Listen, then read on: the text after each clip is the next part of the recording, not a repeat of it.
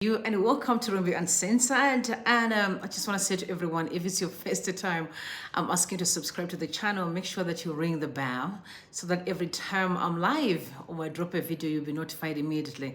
And to my regulars whom I love and respect, thank you so much for coming through. And please don't forget to like the love as we move along. And today we're looking at two hot topics as a CCC member, SONA Parliament boycott, and also Mutapa Investment Fund, a looting scheme by ZANU PF elites. Very interesting. We can never get enough of ZANU PF and the looting scandal. A looting scandal after looting scandal after looting scandal. Before I even get to the trends, I want to just tell you about the joke of the day. So Jeremy Clarkson was literally in Zimbabwe. So he said, my profound thanks to the people and the government of Zimbabwe for helping to make a very special grand tour special, very special. We absolutely adored everything about your country, apart from the port wars, maybe. Port wars. Are you surprised? Because, I mean, we talk about this every time. That Zimbabwe is a mess when it comes to port wars. I wish the government of Zimbabwe have heard.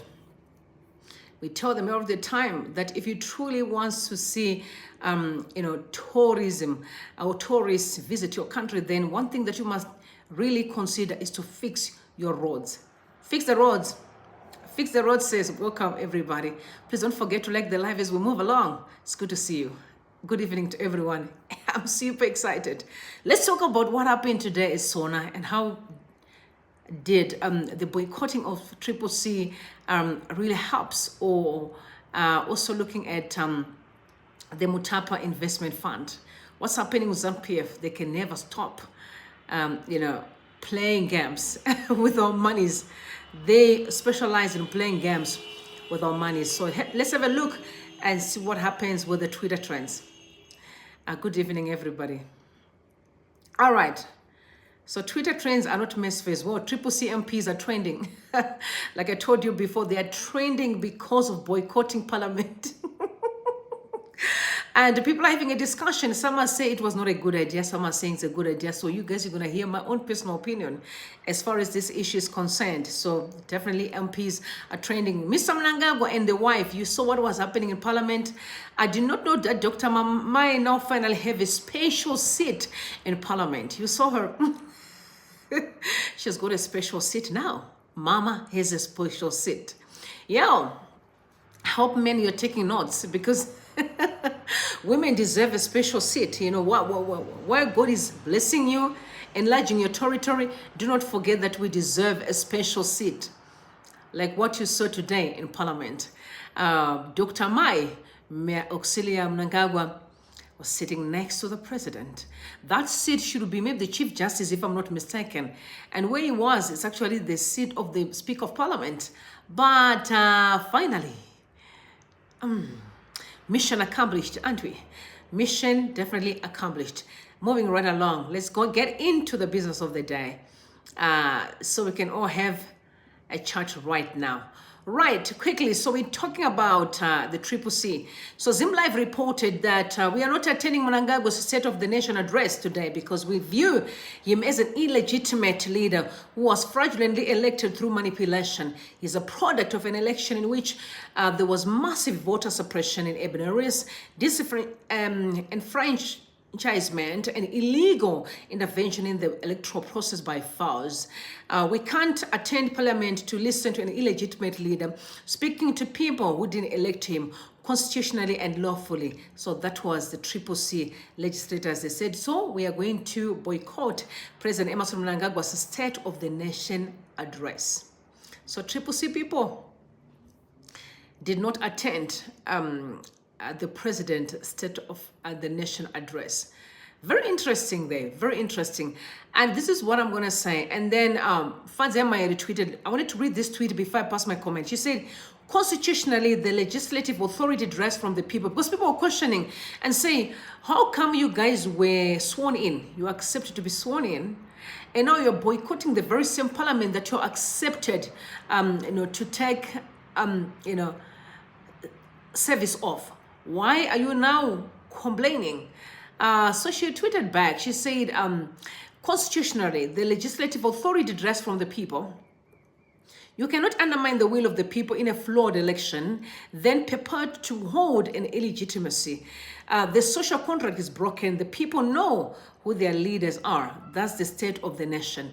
So you know what I'm going to say? I guess Zimbabweans understand that before we talk about positions, before we talk about a building of a parliament, we must understand that if we truly want to change Zimbabwe for the best, we have to start by applying the right principles in anything that we do.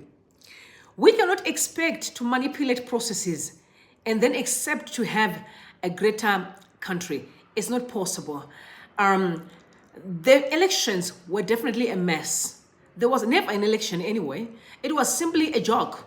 ZANU was trying so hard to just, extend their stay in parliament, or their stay in power. That's where the problem is the quest of power, not the desire to lead. There's a difference. Quest of power is for personal gain. Leadership is for leading people somewhere. But the two are very different. ZANU is simply about protecting their roots.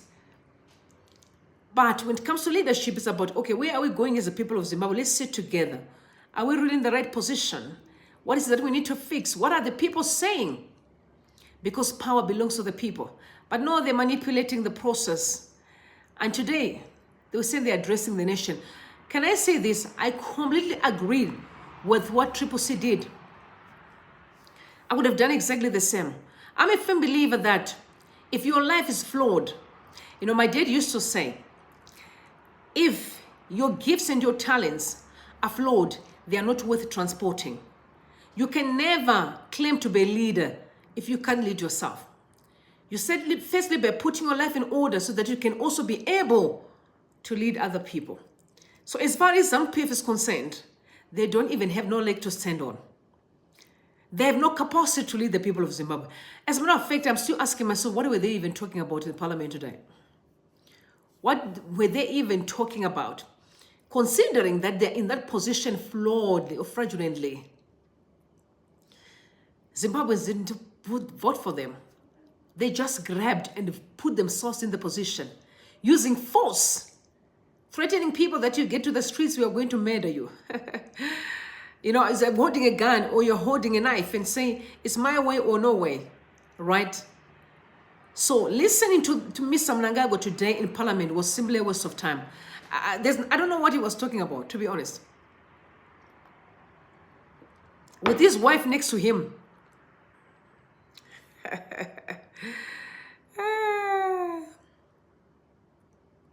That's when you know something's wrong with these people. Who does that? How do you take your wife to parliament? Not only did you take her to parliament, she's sitting.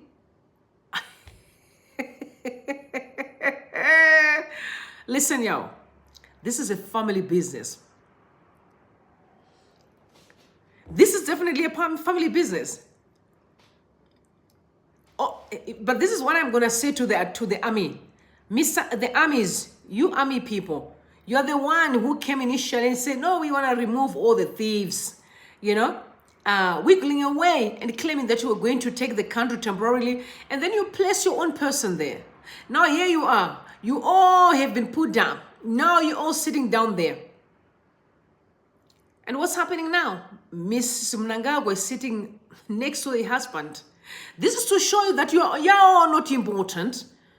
We are important. This is our thing. Vene is Zimbabwe is being run like that, step children and the new wife, an evil wife, those women. It's about me and my children. We are the only ones that should eat. We can manipulate daddy later on, right? It's me and my kids. Everyone else don't really matter. That's exactly what's going on in Zimbabwe. It's about us. It's me and my kids and everyone else. Chiwenga, your brother is in exile, but it's me and my children. No matter how many crimes they commit, allegedly they destroyed the Reserve Bank of Zimbabwe. No, it's not important. My kids never do anything wrong. They're always right. It's on the other side, but very wrong. Right. So for me now, I'm sitting next to you. Listen.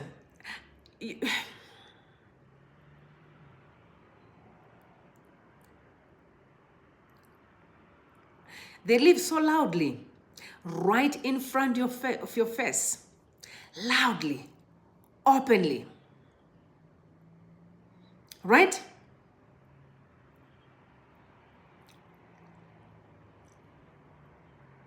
Only would they get to the position, the rig elections, they'll beat, they'll kill, they'll torture, they imprison other people. But no, themselves, they'll be sitting, dining and drinking with their children, the wives of the children, children's children, the entire dynasty, they'll be there, you know, dressing all poshy and be drinking and cakes, these bigger cakes. Everyone else is not important.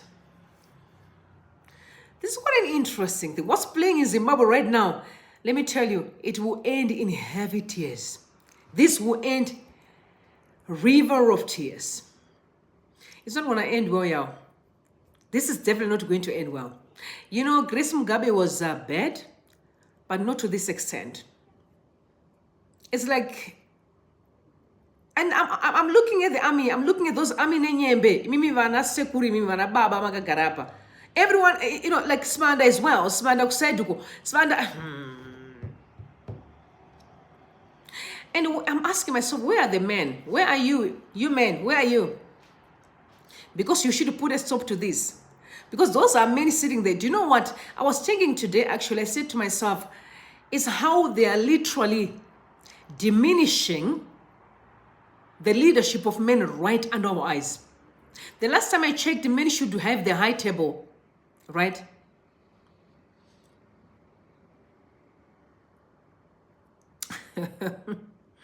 But here we are. Men don't matter. Now women are the ones that are taking the place. They are sitting there. And men are sitting down there. You're not important. Mama is important. Mama is important. It is becoming now a sexual transmitted transaction. Yes. Mama is important. Quite very sad to watch. Very sad to watch. Now, let me just tell you what Chris Muchangwa said. You know, Chris Muchangwa has got a big mouth. Yeah. He said he doesn't care that Triple C boycott this, SONA address. He does not care. He doesn't care. As a matter of fact, they don't care. Instead of saying, what is it that we can do to fix the nation? Why are members of parliament boycotting this address? No, to them is, no, we don't care. Life goes on. It's business as usual. Do they even care? No, they said, no, we've got majority in parliament, so who cares? Take a listen to what he has to say. They are like wolves howling to the moon. You know, we wouldn't care less if they want to be in parliament or they are not in parliament. You know, we will still carry on with the job of making sure that we deliver prosperity to Zimbabwe. Long gone is the politics of boycott. People want food on their tables.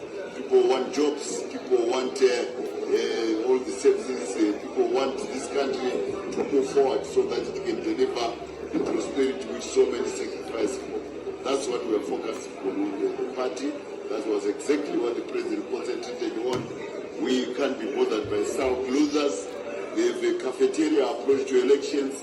They, on one hand, they won all the seats in urban areas. They are just pumping themselves for winning those elections. On the other hand, they lose in the same elections.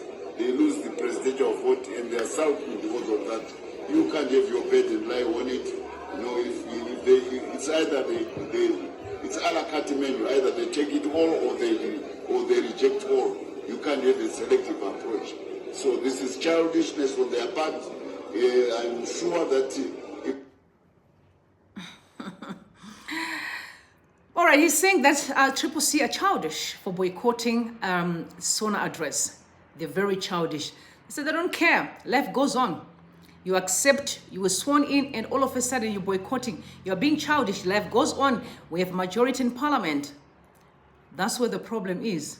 The attitude, arrogance. You see, it's not about the people. It's all about them. People don't really matter. Does he care? Mr. Mnangagwa do not care. This man is one of the most ruthless men I've never met. Very disrespectful. He doesn't care about the people of Zimbabwe. He cares about himself, Mr. Mnangagwa. He cares about the position. But these days, the wife is very quiet because she's also someone who is all over the place. But this time, she's very quiet. From the time they removed her from that ministry, she's very quiet. Now, they've dumped her, but the ladies there. I just wonder what she's going to be doing with the women. I'm just watching. We are following to see what Mr. Mnangagwa is going to be doing, considering the big mouth the husband has. The husband has a big mouth. He's very disrespectful. And this is why I'm saying...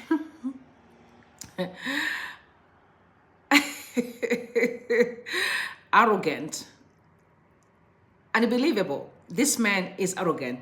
Now, one of my brother, Ali, said, you know, I normally follow Ali a lot because Ali loves to drop a lot. He's my brother, whom I respect. He said, fully support the CCC decision. Boycott of that crime scene, illegitimacy must be amplified. He said, you did the right thing by boycotting that crime. It's a crime scene. Illegitimacy must be amplified. You must know by being disrespectful. I can only imagine. Let me be honest, guys. The decision of CCC definitely holds water. I can only imagine if you're a leader and you get in the place and people walk away from you. It says a lot that they're disrespecting your position, that they have no regard of who you call yourself you are. So whether some people believe you or they don't, as a matter of fact, I think you would actually go in, it holds water if you can be supported by the least of the people that that are not closer to you. But when it's only those that are closer to you, that are your buddies, are the only people that are supporting you, it says a lot about your position. People from far should be able to say, we trust and believe in this person's leadership. But now it's only ZANU-PF. Not all of them, because some people there, they don't even like you. Even the army that was sitting next there, they don't like you. I can tell you guys something is going to happen soon. You see, those old men that were sitting there, they are seeing a woman on top sitting there. I know many very well. I know many well. Trust me. Don't forget that the behavior that is happening now in Parliament, this is exactly what brought Mugabe down. Remember when Grace used to treat people like nothing, calling Vana George Vachitukwa Panevanu, Mnangagwa Chitukwa, you remember? The mama may be quiet, but mama is louder in action. She's all over the place. Belarusi, America, you know, she's all over the place, getting, fake doctorates there, left, right, and center, all over the place, and people are watching. Trust me, those men sitting down there, the army are cooking something. They're definitely good. I know many well. I know them. Many don't talk much, but they act. Men specialize in taking action more than women. Women, we are emotional beings, so we talk all the time. When we are frustrated, we talk, but men can keep quiet while they are planning for you. You're only going to see when, boom, something happens. I bet you something will soon happen. And then Max Line, listen, one of my brothers, Max Line is saying, why did CCC boycott? Now, listen to what he said. He said, I don't understand the purpose of boycotting the official opening of Parliament. It does not seem well thought out. It also seems selective and self-contradicting. Why do you swear an oath to be in Parliament and then boycott going to Parliament? Boycotting Parliament does not carry much weight as compared to demonstrating against the flawed election. The decision-making here is of a low standard. CCC should be able to ascertain easily what is more effective. A repeat of 2017 to 2023 approach to Parliament would be detrimental to the country. Let me just say this. The worst thing we can ever do is to accept what happened in Zimbabwe during that election time.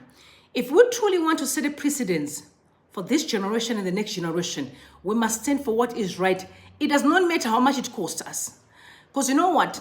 If we fail to do so, it's going to cost us even more than what we think. There is no way under the sun will we wake up and say the election that happened there was legitimate. There is no way. If it can cost us something, let it be. But it's going to assist us in future. But the moment we accept the nonsense that happened in the country, we should be expecting worse from ZANU-PF. In other words, we have actually showed them that, no, you can do whatever you want with our lives. Because bear in mind, this is not the beginning. Huh? They've been pressing buttons. Every time they're pressing a different button. And the more they're pressing buttons, the more we are losing. So we have to play it very safe. The bottom line is this election. Oh no, there was never an election. Let me not even call it an election. That drama that happened there, it was nothing but simply drama. So we should never call that there was an election. There was never an election. Did you see an election there? The people that were given money on time could not provide ballot paper on time. Even after Priscilla Chigumba confirmed that they were ready for the election, there was still no ballot paper. And bear in mind, ballot paper was given to Witness Chivayo. He's the one that was given the tender to do the ballot paper. Witness Chivayo, that man that is always, that was saying that he is tired of millions. Did you hear him say that? He said he's tired of millions. Witness Chivayo.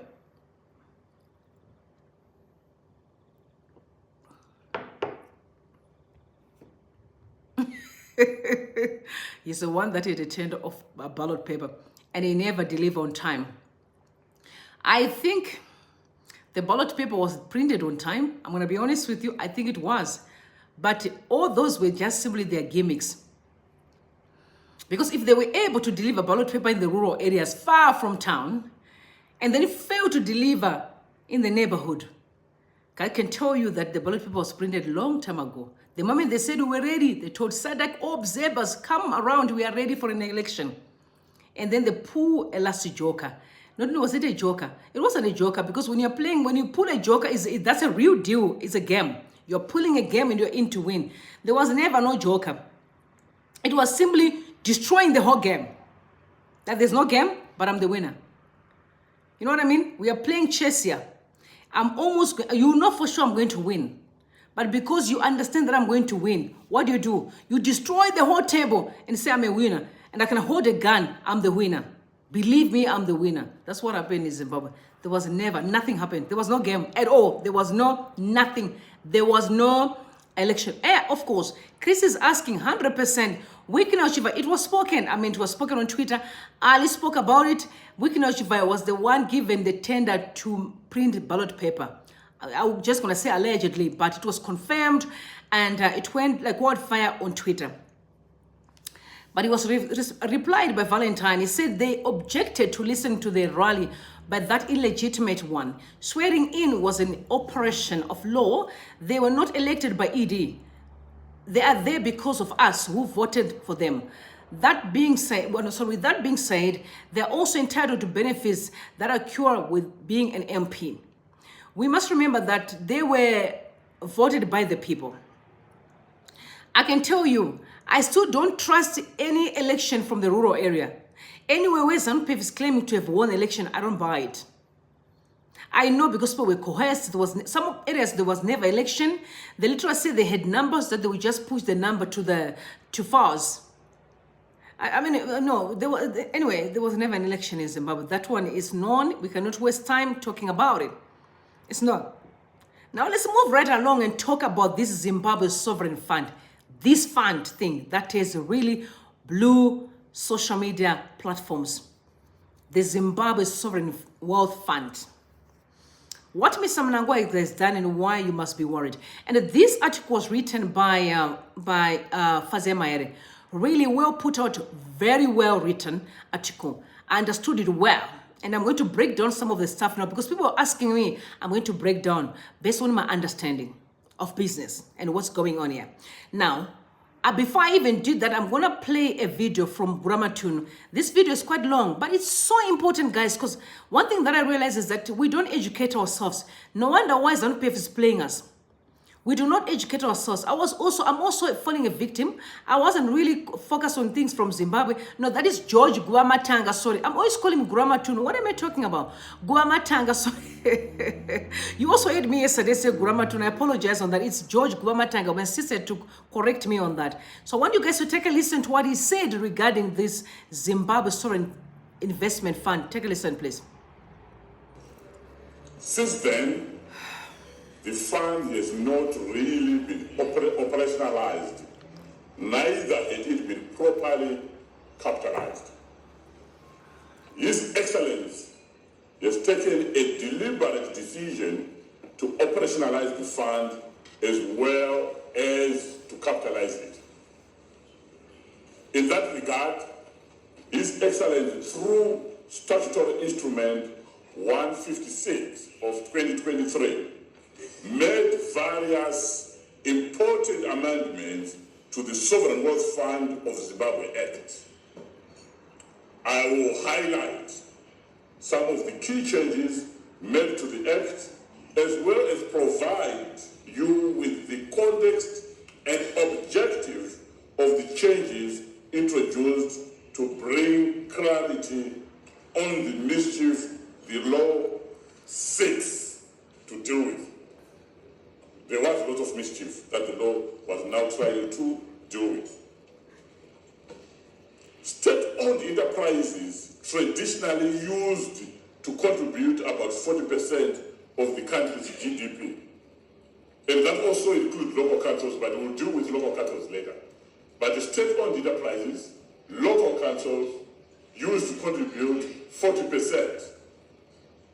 My good brother Nigel will tell you that during his 8 days at Kingdom Bank, the Harare City Council had a better rating than the sovereign, than the government of Zimbabwe.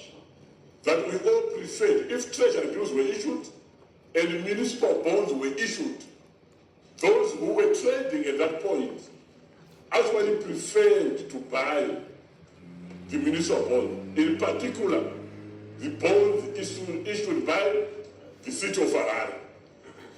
The case that those bonds have deteriorated today to junk status can indicate to you the extent of the deterioration.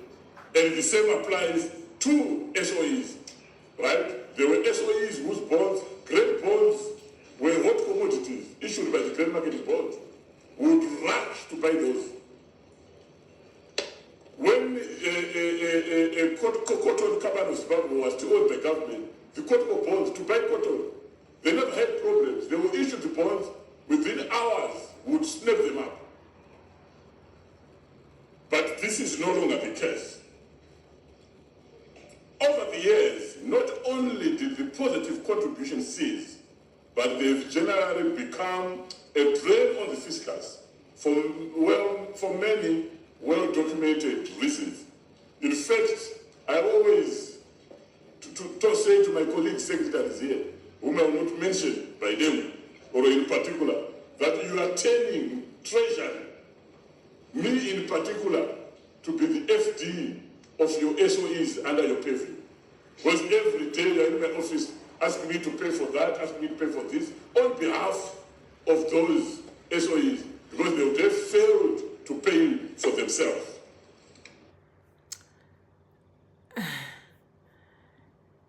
Like I mentioned, this video is very long. He says quite a number of things that are definitely off the topic. But what I want us to do is let's study this article that Fadzemare wrote, trying to just enlighten us, you and me, to understand what is this War Mutapa investment fund. What is it that Mr Mnangagwa did, and why you and me should be worried? Why are we supposed to be worried? So he said Zimbabwe Sovereign Wealth Fund, what Mr Mnangagwa has done, and why you must be worried. So that's you and me, Zimbabweans. Why are we supposed to worry? So historically, accounts of the decline and collapse of Mutapa state offer a cautionary tale for Zimbabwe's Sovereign Wealth Fund, ironically renamed the Mutapa Investment Fund by Mr Mnangagwa in an unconstitutional national statutory instrument on the 19th of September 2023. So this is the thing. It was formerly called Zimbabwe Sovereign Wealth Fund, and Mr Mnangagwa has changed the name to Mutapa Investment Fund. Just red flag right there. Red flag. And I'm going to explain to you why. If it was formerly called Zimbabwe Sovereign Wealth Fund, it means the moment people hear Zimbabwe Sovereign Wealth Fund, it rings the bell that it's a Zimbabwean Sovereign Wealth Fund. But the moment it's changed to Mutapa Investment Fund, it sounds like a mere investment fund. I don't know if that makes sense to you. So let's give an example. If, For example, I'm a popular person known. Let's use Bill Gates. Bill Gates has got maybe a trust account called Bill Gates Family Trust, right? Bill Gates, it's known. The moment the wife goes there and change the name maybe to, let's just say, maybe Roreka Institute. It's not sounding like any other mere trust. Whereas the moment people see Bill Gates, it rings a bell because that's a familiar person, a familiar name. Zimbabwe is a country. It's a sovereign wealth fund. It's a country. So people knows. You know, there's an issue that there's a lot of money served in the foreign lands. We're going to go down inside more. I just wanted to get that right. That's why people are worried. Why did you change the name from Zimbabwe Sovereign Wealth Fund to Mutapa Wealth Fund? So the origins of Zimbabwe's Sovereign Wealth Fund can be traced back to a mining sector policy study conducted in 2012 that recommended an establishment of the fund to drive long-term investment, leveraging on mining, natural and other resources that would anchor inclusively economic growth and development. Zimbabwe is reported to hold the largest lithium deposit in Africa and the 5th largest in the world. The country is also home to the world's third largest platinum deposits, along with larger deposits of other high-value mineral resources like gold, chrome, coal, and diamonds. We all know the $15 diamond, $15 million diamond that disappeared.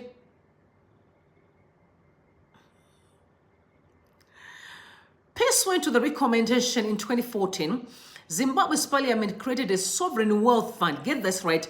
Zimbabwe, whose operations fell under the Sovereign Wealth Fund of Zimbabwe Act. The stated purpose of the fund was to make secure investments for the benefit and enjoyment of future generations of Zimbabwe.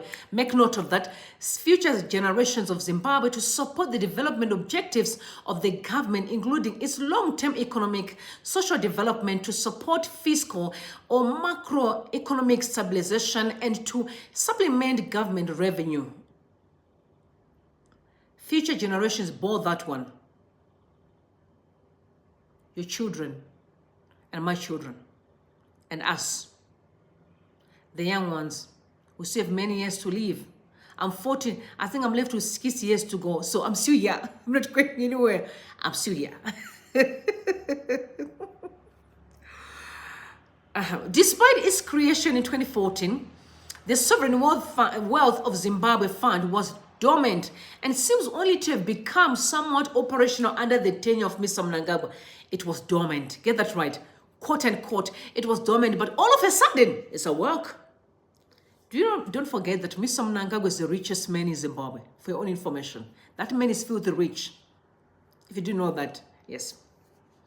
The establishment of the fund aligns with global trends where sovereign wealth funds are expanding rapidly in many parts of the world and becoming a major force in global capital markets.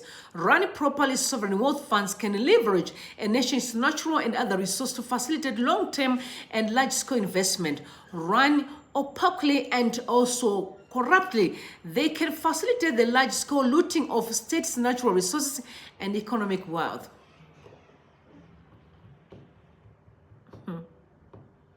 What is a sovereign wealth fund? A sovereign wealth fund is a state-owned investment fund comprised of money generated by the government through, for example, surplus reserves from state-owned natural resources revenues, trade surpluses, bank reserves that accumulate from budgeting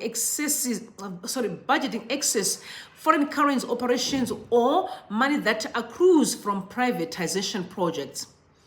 Because sovereign wealth funds are created ostensibly to secure investments and safeguard natural resources for the benefit of future generations' citizens, their conduct and operation call for greater scrutiny. I get that. Please, both that greater scrutiny and the creation of strong checks and balances to ensure sound corporate governance and avoid fund mismanagement, looting, and abuse. So, auditing of these sovereign funds must really be taken very seriously. And should any move happen, people must raise an alarm and say, something's wrong. Sound corporate governance is arguably the most crucial aspect of the development of robust investment strategies for sovereign wealth funds. Establishing clear independence is a prerequisite in order to avoid political interference. There can be no doubt that a lack of sound corporate governance and political interference will erode a fund's ability to effectively achieve its key economic objectives, particularly the long-term protection of investments for the benefit of citizens of the future generations. So I quote. Recent legal developments, renaming of the fund, so it was changed the name from Zimbabwe Sovereign Investment Fund to the new name that Mr Mnangagwa approved. So on the 19th of September, Mr Mnangagwa controversially promulgated Statutory Instrument 156 of 2023, SI 156/2003, which changed the name of Sovereign Wealth Fund to Zimbabwe to the Mutapa Investment Fund. That's what raised an eyebrow right there. No official reasons has been given for the renaming of the fund. However, the effect of the name change is to make it not readily discernible to foreign entity that are dealing with a sovereign wealth fund as opposed to a private investment fund. Right. However, the effect of the name change is to make it not readily discernibly, so people can quickly know, oh, it's a Zimbabwean wealth fund, because the name is not that relatable. It's just like an ordinary name. It's not connected to the nation that everyone knows. There's been a lot of financial illicit flows. Zimbabwe is a country that is on a spotlight, hyperinflation. So people are like, we are watching everything. People are monitoring. So didn't want that to be known, allegedly. So Mnangagwa's unfiltered power to appoint a Mutapa Fund board. So now he's having an intention to have his own board. But by the way, don't forget, so many family members now are part and parcel of the cabinet. They're in the cabinet, high positions. His son is the vice deputy as the Minister of Finance. He's a deputy Minister of Finance. And Mama was sitting next to him in parliament. And the son, the other one, is not a general in the army. And the other one is known for being a businessman, very shrewd businessman, allegedly. You've seen the two guys with Mama in Belarus sitting around, on behalf of the country. You saw it.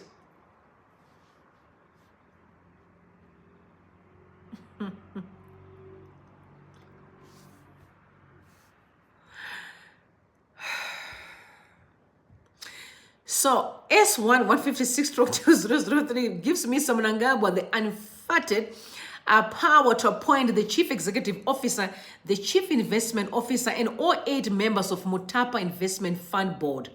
Although he has to consult the minister, he is not bound by any of the minister's recommendations.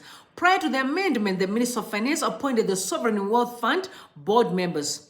This provision is concerning in light of recent appointments by Mr Mnangagwa to cabinet and other public posts which have been criticized for breaching sound corporate governance principles and being underpinned in some instances by nepotism.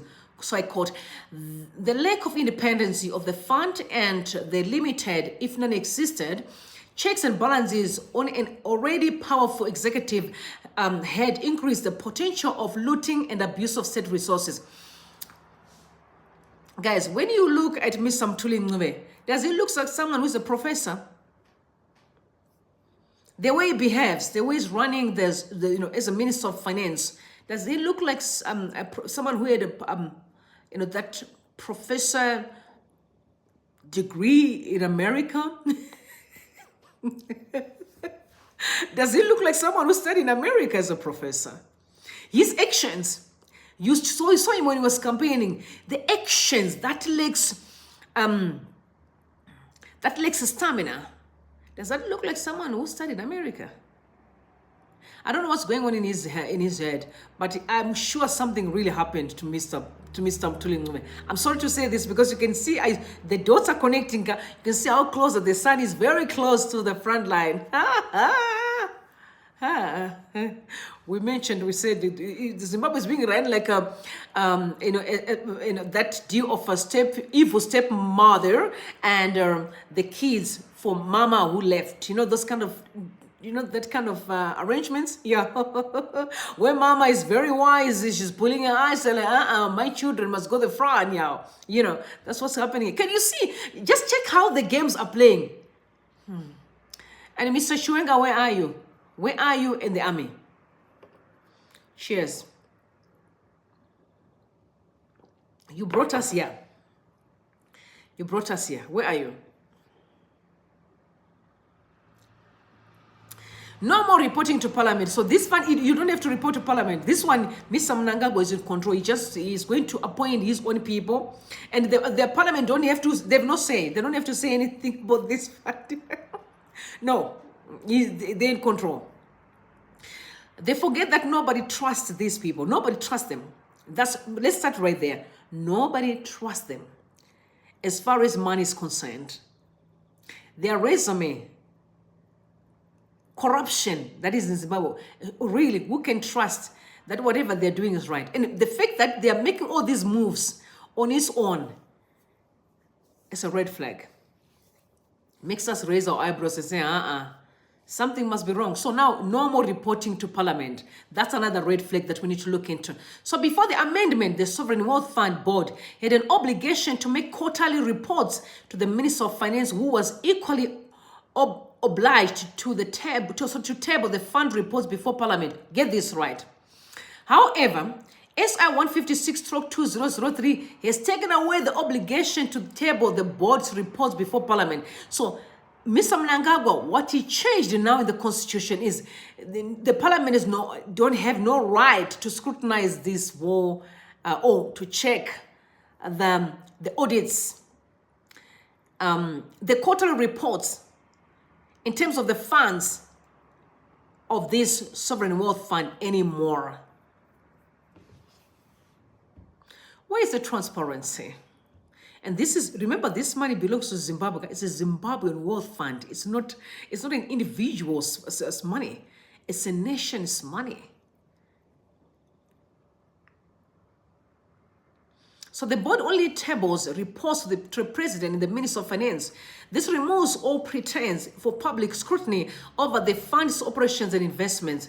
The scope for parliamentary oversight of the fund's investments and operations, which is an essential element of sound public financial management, is also been severely cut out.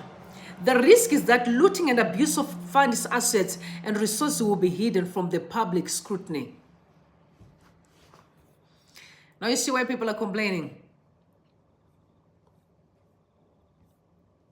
And another point right there, government shares in key companies now vest in Mutapa Fund. The government shares in key companies now vest in Mutapa Fund. Yo. Again, I've told you, I still don't think Mr. Mnangagwa is alone. All these Matanga very busy screaming.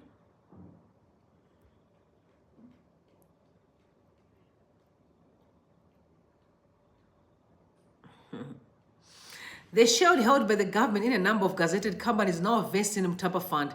There's no need for any formal share transfer. The transfer is by operation of law. Huh?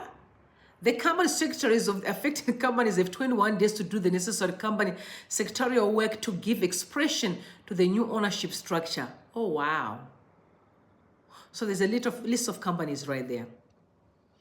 So Mr. Mnangagwa has the unfettered power to add and remove companies to the list as and when he pleases.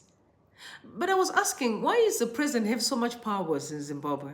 The last time I checked, the chief justice should have more power so that if he wants, he can fire the president. That's my understanding. Notwithstanding that the current chief justice, his term was extended. He was already retired. He was brought back to this person. And everything is happening right under your nose. It's It's our way or no way. Yeah, it's our way or no way. So the effect of putting all the companies under one roof is to create a super parastatal whose conduct and operations are not subject to public procurement laws, parliamentary scrutiny, or disclosure to the public. This offends the stated objective of the fund, which is to preserve national assets for the benefit of future generations. Members and employees of the fund sworn to secrecy. So the S1 156/2003 prohibits members, employees, or agents of the fund from disclosing any information relating to affairs of the fund. Oh, wow.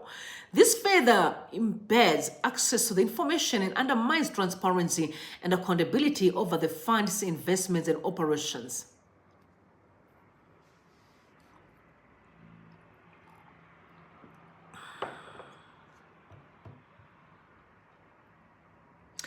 Free and unrestricted transfer and externalization of foreign currency allows the fund to transfer forex pertaining to investments made by the fund into and out of Zimbabwe without restriction or delay. Get that? Hey, I love that. Without restriction or delay, which means quick.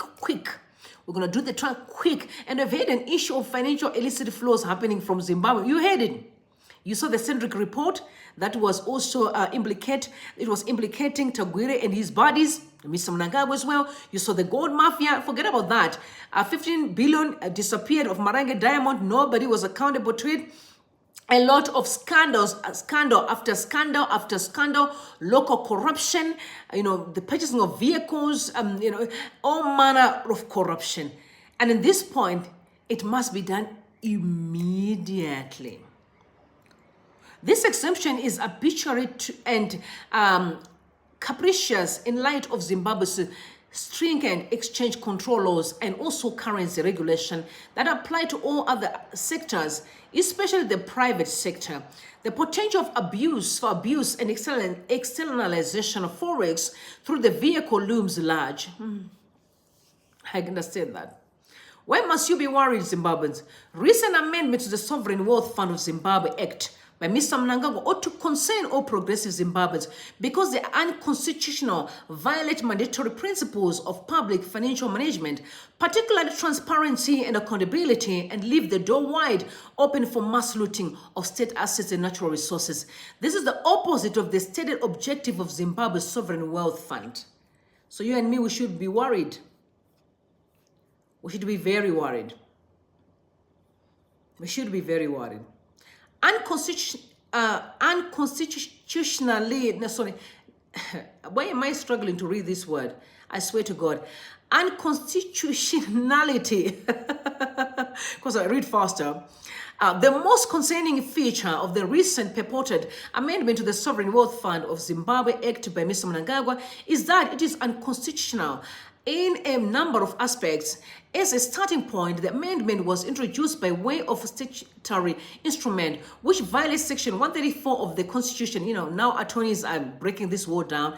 This said section prohibits the enactment, amendment, or repeal of legislation by way of a statutory instrument. Only Parliament can make change or remove laws. It is no answer to this change that the statutory instrument was gazetted purportedly under the Presidential Powers Temporary Measures Act. This statute itself offends Section 134 of the Constitution. In the event of a conflict, the Constitution is supreme. It follows that Mr Mnangagwa's statutory instrument that changed the Sovereign Wealth Fund of Zimbabwe was invalid, ultra-vires the Constitution, and thus illegal as a matter of a law. Additionally, breaches the Section 68 obligation of all administrative authorities to act lawfully, reasonably, and fairly. And then lack of transparency, another red flag. Mr Mnangagwa is illegal amendment of a Sovereign Wealth Fund of Zimbabwe Act through 156 Section 2023 further violates the constitutional principles of public financial management enshrined in Section 298 of the Constitution. Section 298 states that in all aspects of public finance, of which the management and conduct of a state-owned and controlled fund is one, there must be transparency and accountability. Agreed, it's the state money, so there should be accountability and transparency. This provision was violated when Mr Mnangagwa proceeded to exempt the Sovereign Wealth Fund Zimbabwe Fund from the purview of the Public Procurement and Disposal of Public Assets Act through the promulgation of General Notice 1546 of 2003. No explanation has been given, nor can a valid one exist as to why the Sovereign Wealth Fund would be exempt from public procurement laws that exist to ensure that public procurement and disposal of public assets are affected in a manner that is transparent, fair, honest, and cost-effective and competitive. I'm very much now, really, I would have questions for the army. Really, because ZANU have said you are our army, police, you are our police, you go in there, you arrest people, you're sent to do the dirty work. I have one question for you. When you go through all this stuff, what is in your head? What's happening in your mind? When you watch, you see women are sitting at the height. You see mama is sitting in parliament next to daddy. Y'all is, you see a family affair right under your nose. What are you saying? I'm talking to the police and the army, the CIO, my brothers, whom I love. You brothers and sisters, listen to me. History will judge you heavily. Don't come here complain. No, I'm regretting why we're rigging elections on behalf of Sid in Sekiramai. Don't come here with your stories. Because muchachemberaga, you need to kubani mari. Muneta say kwem, murkuita say. Munadari kwem.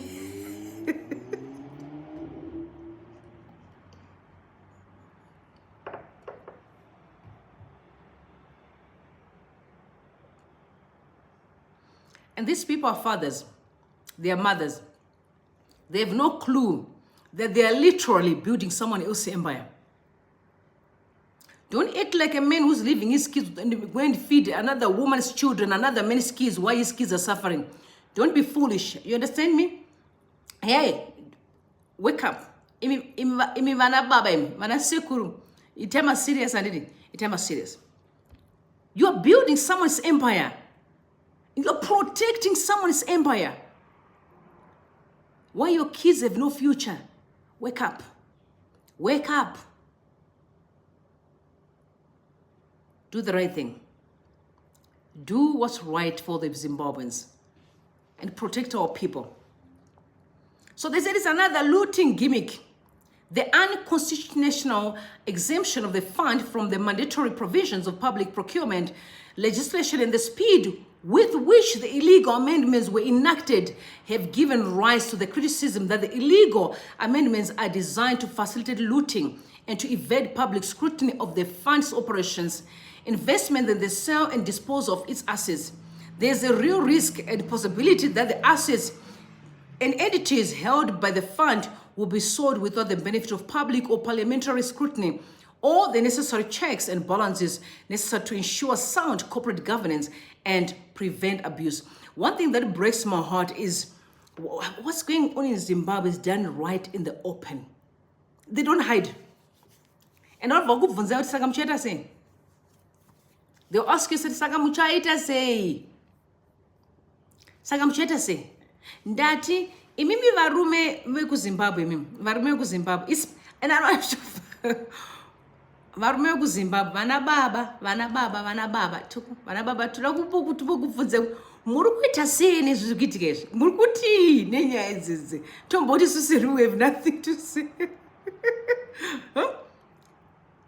And maami vanasekuru manga mune nyembe dzenyu imi vanasekuru. Muri kuti chii zviri kuitika munyika izvi? Makatarisa muchiona zviri kuitika munyika izvi right under your nose.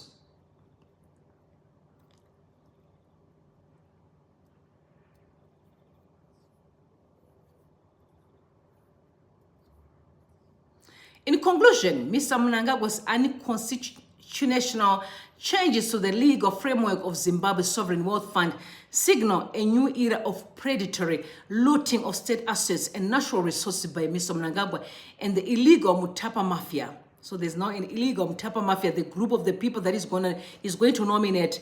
He's going to choose his own board that's supposed to cater for that. Bear in mind, the son is the deputy minister.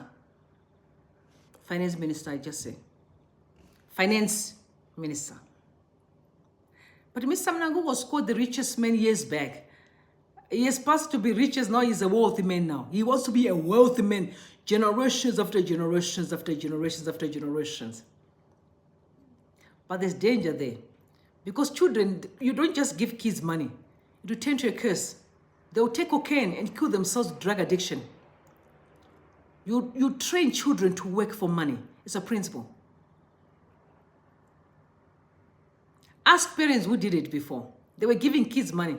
When they died, kids were just nothing. They went from hero to zero. Rumbie. The parents were rich, but the kids were just being given money. It's not wisdom. You know why white people are successful? It's generational wealth, because they train their children to work. It's a principle. You don't just give kids money. What you are doing of looting there is not wisdom. It's poverty mentality. Kids are going to die taking cocaine. And women and alcohol. Check what used to happen with Mugabe's kids. They were not in Sendon for drawing there. I know where they were staying. I know what was happening there. You remember when that girl was beaten by a cable? You remember by electric cable by Grace? You remember that time? When she went there, she found a party there with women there. And no South Africans, where there's money, they're there. What are you talking about? South African girls, where there is money, they're there.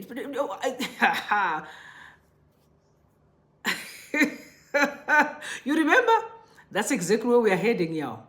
Then we have a million concubines, your children, because there's dirty man all over the place. They started having women after women after women. Wisdom is profitable to direct. You train children to work. You don't just loot money for them. It's not wisdom. You're killing them.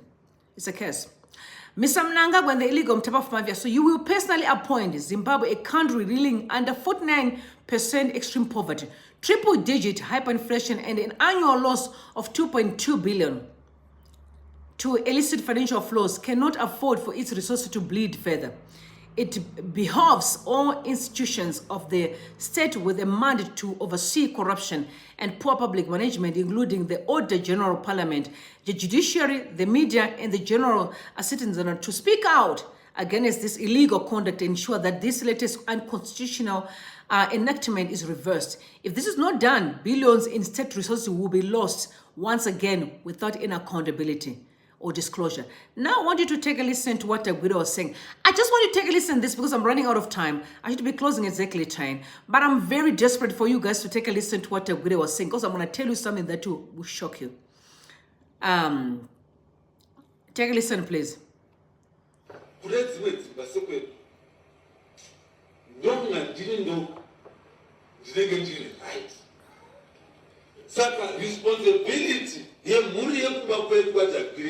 rests on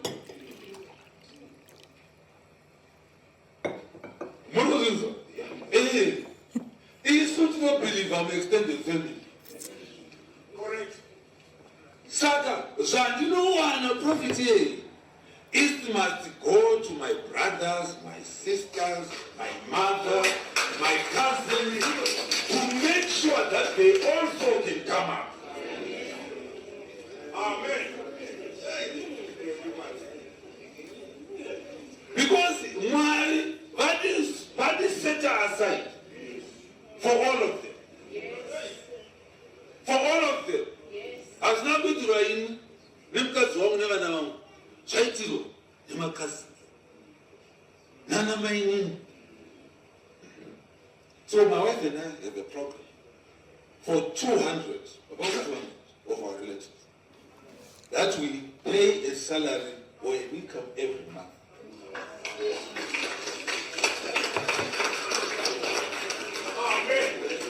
Every month.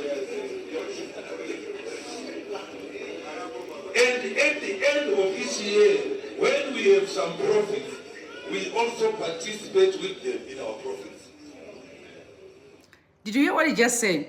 My wife and I, so God has blessed me, put me in this position to be of a blessing to my family. My family and I, we are paying people money, almost 200 in our family. This is Tagwire speaking. Wrong move. I told you that these people have got poverty mentality. They don't understand prosperity. They believe in looting and give, but it doesn't work like that. If you want to be the greatest enemy of family, give them money. You don't do that. You empower them, not give them money monthly like he's saying that we pay them monthly. You don't do that. So you are being pushed to please people at the expense of the nation. Can you hear that? And in the name, in exchange, people are clapping hands. The very same people that they're looting from are clapping hands in the church. And they say, oh, he's doing the right thing. You know what you need to his brain? In the expense of who? The entire nation. To sponsor their lifestyle. You can see. Someone told me, saying in the States that he knows a politician with a slave queen who travels to America $50,000 to do shopping. At the expense of who? The nation. You and me. At the back of their mind is that success. No, it's not success. It's a curse.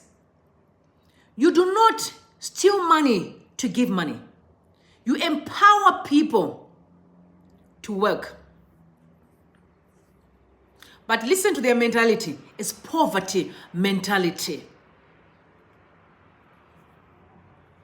And the people are clapping hands. Very disappointing in the church. Yeah, I'm running out of time. I'm running out of time, I can tell you, because my time is going to close just now. So I want to tell you, I'll see you tomorrow. And we'll carry on tomorrow. May God bless you. I love you. But it's going to cut, so I know for sure what's going to happen. So please forgive me. I'll see you tomorrow and bless you. Sleep tight.